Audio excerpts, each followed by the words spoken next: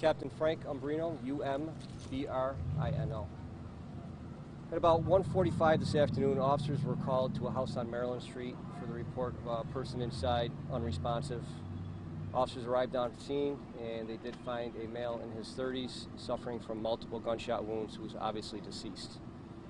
He was ultimately pronounced dead at the scene. The victim was initially found by friends and family who were attempting to get a hold of him, and they couldn't contact him, so they went there to check on him to see if he was okay. Obviously he was not, and that's when they called 911. At this point, we do not have any suspects in custody.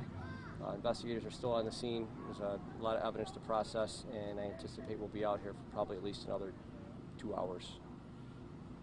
The victim does not live at the residence.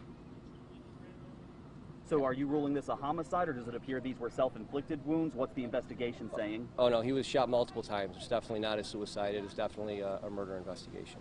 There's a car parked over there, kind of haphazardly. Is there any connection to the shooting?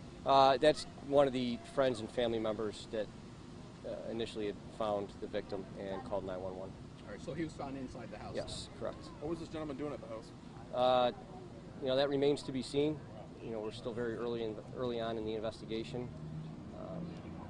I'm not going to speculate as to exactly what he was doing in there. What I do feel comfortable telling you at this point in time is that it's certainly a drug-related homicide. That's all I'm going to say at this point in time. Can you give us a kind of an age range to the individual? Yeah, I believe it's a male in his 30s. And we're still working on notifying family. Obviously, there's family here at the scene who's well aware, but we want to give them a little bit of time to contact other family members who may not be aware yet. So possibly later this evening or tomorrow morning, we will release the victim's identity. A lot of people out here today. Anybody see or hear anything? We're still working on that. We're hoping so. We don't know how long the victim was inside. We don't know exactly what time the shooting occurred, but I'm sure we'll be able to garner a pretty good indication of that as the investigation moves along. We do not think it was more than an hour or two. Around what time did officers come out here? And from the inside of the house, was there a struggle or also a robbery? What did the inside look like with that? I'm not going to comment on what the inside looks like at this point in time, but we were called about 1:45 p.m. this afternoon. So to be clear, he was staying here, and family and friends were trying to contact him, and they ended up finding him here. He was not staying here. He does not live here. They knew that he was here, and they came here to check on him because they were trying to get a hold of him, and they could not. Have you been in contact with who does own the house? Do they know anything about this?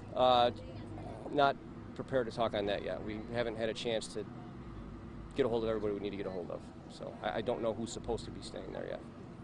Seems like we've been making a little progress, Frank, in terms of the amount of gun violence recently. Is there any frustration when something like this does happen? Certainly.